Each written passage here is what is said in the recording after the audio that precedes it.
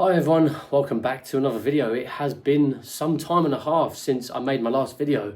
If you guys watched my last one, you know I was moving into my new unit, my new job, straight from training. Obviously that has its own little challenges, moving house, moving family, sort of finding my feet and getting into a routine. Weren't really in the sort of best frame of mind to sort of do that because I was focusing on that. When now we're sort of more set, I feel like I'm ready to make some more videos. So today's one is sort of going to be a mixture of introduction, also an update, and I'll talk about how the month's been at the end of the video, but I really wanted to talk about this sort of update of this next big chapter. You know, we sort of, the channel has been split off into 3 chapters. The first one being the application process, the second one sort of combining all the training aspects, you know, phase 1 and phase 2, and now we're in my actual career, so this is the career chapter. Now the exciting thing about this, from this video till the end one, is basically going to be an unknown amount of time. You know, phase 2 I knew was going to be 9 months, but you know, I could do 20-year career, I could do a 10-year career, I could do a 6-year career, I could do the minimum 3.5, who knows? And that's what makes it exciting. So that obviously brings its own challenges. So when it came to phase 2, you know, I was going along a sort of a timeline and sort of making videos here and there, sort of leading up to that point. But now there is no timeline, it's just go until I retire.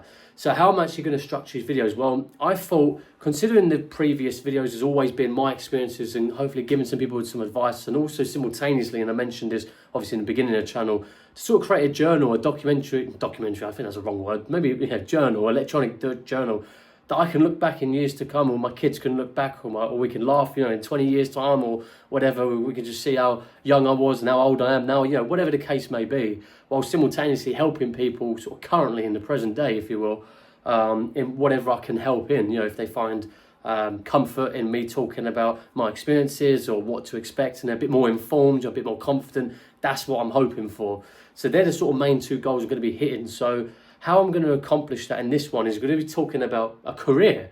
You know, you guys joined the Air Force or whatever military tri-service you joined because you wanted a career for your own personal reasons. Sometimes it's just to gain a bit of experience, gain a bit of qualification. Some people it's to serve, you know, whatever your sort of reason is. But nonetheless, you wanted to come for a career.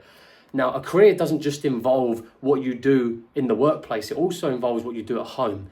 Okay, so I'm going to be talking about how I manage finances at some point, you know, with a family, and how I'm supporting my fiance, and how I've got a house I've got to look after, and how am I managing, what's my strategy behind money, because I'm assuming there's people out there who may not necessarily have families, but maybe you're younger, you've never really been taught or shown how to do money, and you're a bit worried about, you know, absolutely spunking it, and you want to maybe save a bit or invest it. I'm just going to be talking about what I do to manage it.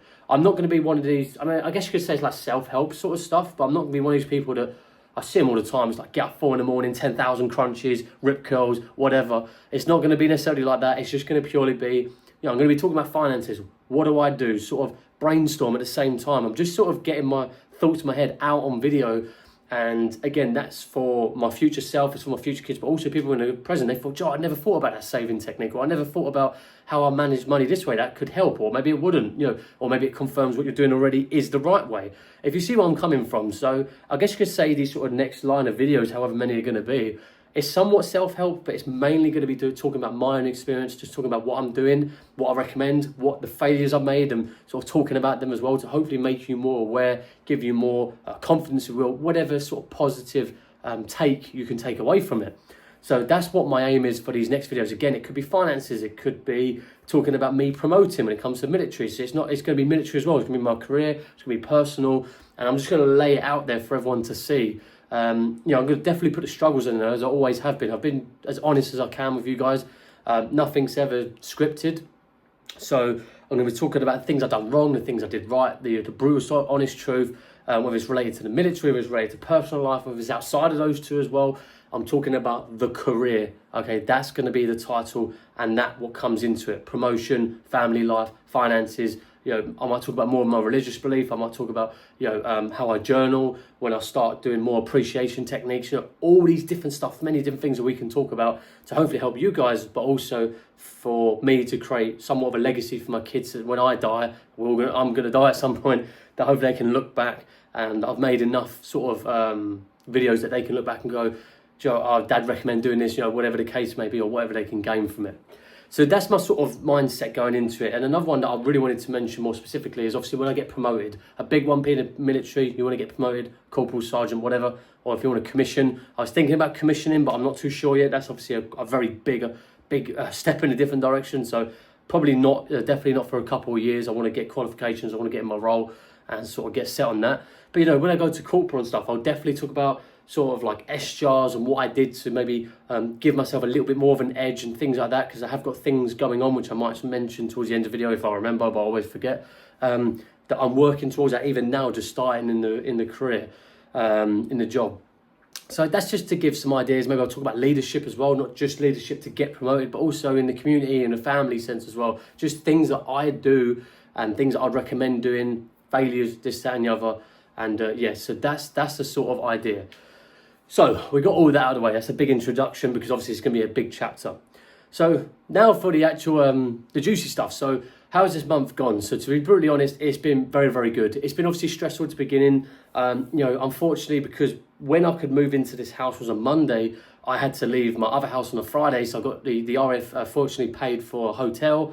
The room was sweating out. It was like a premiere. It wasn't nothing like fancy, but you know, we got our food paid for. Everything was great. And you know, we moved up and we sort of saw the local area and stuff where we're going to be working and things like that. And sort of just tried to get where the Chinese is, got to have a good Chinese and, you know, good pizza, all this other good stuff. And I love Korean food as well. So luckily there's a Korean in the sort of local town centre / city area where I'm in. So I'm going to be heading there hopefully my birthday, which is relatively soon. So yeah, so what the actual job has been like. Now I can't actually talk about the job too much. But you know, I'll just talk about what it's been like for me. So the biggest part is training to the wider Air Force. That's probably been the biggest sort of shift. I wouldn't say it's like a gigantic shift in the sense of you know, that I really struggled to adapt. It was an adapt, of course, but more of a positive adapt, meaning that all that crap you go through in phase 1, phase 2, you know, marching around base all the time, doing this, doing that, it just goes. And now you're actually in like a normal job and you're very independent, okay? Now, that independence is a, a privilege, benefit, whatever word you want to use. If you start fucking up, taking a piss, they're going to start micromanaging you. I've started noticing that, not for me personally. You know, I've always, I'll talk about fitness in a minute because this is related to this. But, you know, you come in, you know your job. They're not going to micromanage you. You know what tasks, you know where to find your tasks or whatever.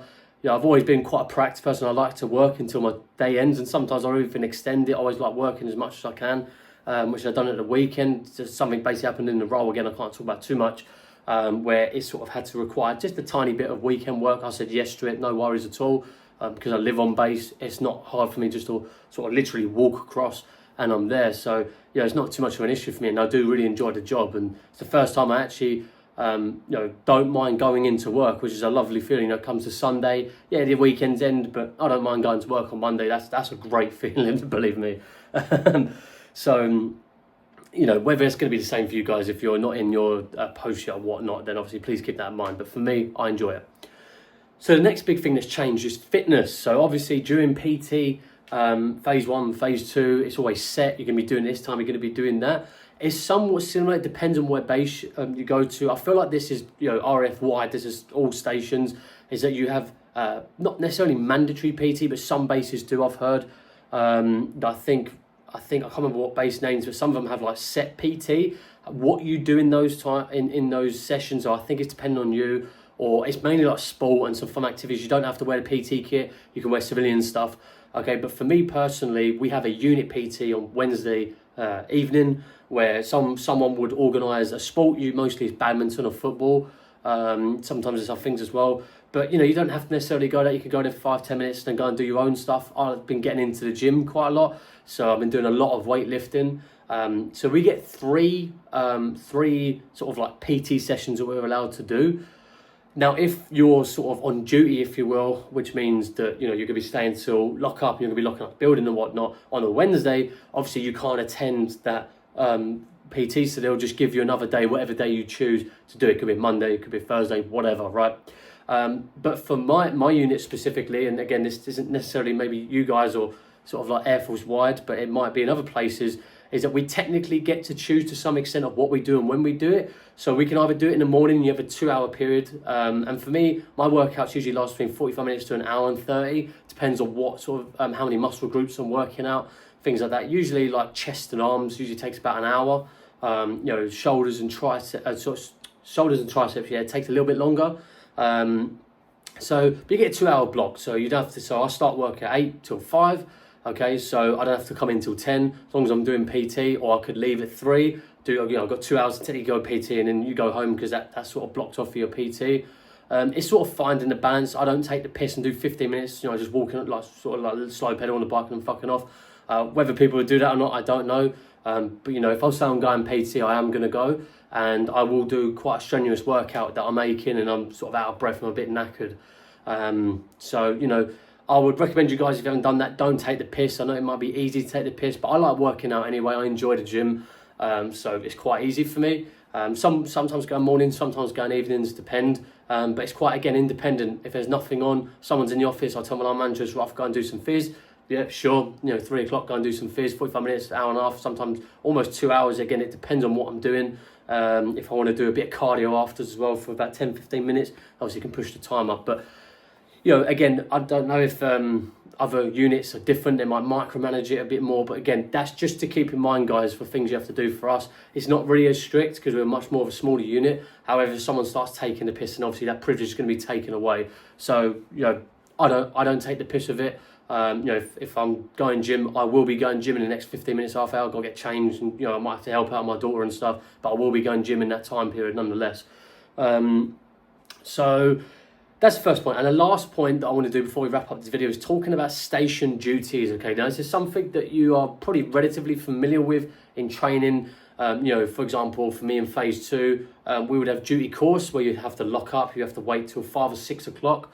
You have that somewhat here. It's a little bit different. You have guard service, obviously. You probably have heard this if you're in phase 2, maybe even phase 1, they might mention this. But you have guard service. Most bases have a dedicated guard force that they obviously, all they do is just guard. But if one goes man down, or they've got holiday and they need to fill numbers, they would then get personnel from the base who are guard trained to obviously cover those days, whatever the case may be. One of the girls from our unit is going to be doing hers sometime this year, I think towards the end of this year, because they need to cover. So again, it does happen. For me, I've got 2 station duties. One of them's already been done. I've got to do another one. And that was more of these sort of events that happen every year. So for example, I had to set up a marquee for an event that was happening at lunchtime, and also in the evening. So I went there for the day, I got put on it. So basically I don't go into work, I just go into where this is. So you are going into work, but not my normal job, and go and do that. And I've got one in a couple of weeks' time, I believe, which is basically a sort of Monday to Thursday, I think it is, sort of time frame where I've got to be clearing some stuff down. So you get put on station orders and other things like that. For some people, who's been there a while, it's sort of like a kick in the ball sort of things. But I see it as a chance to meet people. It's not just your own squad. It might be one person or 2 people from your unit, 2 people in different units, and you get to meet people on base. And it's always good to try and obviously make friends, try and be social on the base. That obviously is good for your career. So I was very social. I was trying to talk to as much people, and it was actually, I met quite a few, and I've seen them since around about. It's like, how you doing, this, that, sort of this, that, and the other. So I'm quite looking forward to doing the next one as well. And the other thing to sort of link to that is a secondary duty. Now, secondary duties are basically you could volunteer for guard service, okay, so as an example. So this could go down in your SJAR. This is where SJAR start coming into place. However, there are different tiers of SJAR. If you go and you volunteer to run the bar at night, to serve people drinks and money and stuff, it's an SJAR nonetheless, in terms of like an extra bit to add on your SJAR for promotion. If people don't know what SJAR is, it's basically every year your line manager will write up an SJAR and it will grade it. I don't know what a grading system is yet, I haven't got one. And then once obviously you go to promotion board for corporal or whatever rank you're going up to next, that will obviously look into that. And if you've got some good SJARs, you're more likely to be promoted quicker than someone else. So fortunately for me, my line manager came to me quite a few weeks ago now when I've almost first started. I think it was actually the first week or maybe the second week of starting, and said, look, would you like a secondary duty? And I just went, what is it? What am I expected to do? I just didn't want to jump in heads deep. If it's something I really can't do, then I won't. And it was basically auditing, okay, which is, I didn't know is a very good SGR to do. I just wanted to keep busy, to be brutally honest. As soon as he said that, I said, yeah, I'll do it. And he was like, okay, I didn't take much convincing. But, you know, for me, I like to keep busy, you know, because I've not been there a long time, I can't do any of the heavy hitting stuff. So, you know, I've been doing the more sort of day-to-day jobs, if you will. I haven't really been tackling projects just yet, because again, I haven't been there, I haven't got that experience. So I thought, why not? Let's do this. I've never done it before. A little bit nervous, but, you know, it is what it is. And I weren't really going for it for an SGR. I was doing it to... I've always believed in being a good egg. So obviously I'm new to unit. I don't want to come across as sloppy. I'm not anyway. I want to come across as reliable. So I try and put my name forward as much as possible. And some people might see that as a kiss ass, or might see it as, you know, sort of a walkover. No, if they're taking a piss, I'll definitely let them know. I'm not afraid of doing that, regardless of rank. However, you know, obviously within respect, of course. I'm not just going to go and blow them out. But if I really think it's unfair and they're, or, you know, taking the piss, I don't think this is fair. You know, whether I use the word taking a piss is a different context, but you know, the point is that I'm doing it because I want to be a good egg. I want to show that I'm reliable. I want to put my work in. I enjoy working as well. I'm not someone that's lazy, go on my phone every 5 minutes. You know, I like to try and keep as busy as possible. And you know, as a bonus, it's a good SGR, so I can't really complain.